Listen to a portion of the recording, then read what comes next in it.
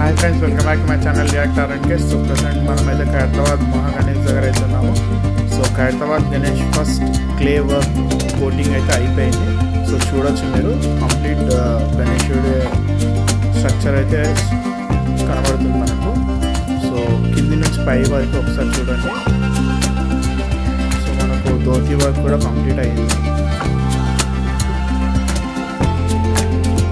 So present మన head work మీద అయితే వర్క్స్ అయితే జరుగుతున్నాయి. అలాగే గణేశుడి బ్యాక్ సైడ్ స్నేక్స్ మీద కూడా వర్క్ అనేది జరుగుతుంది.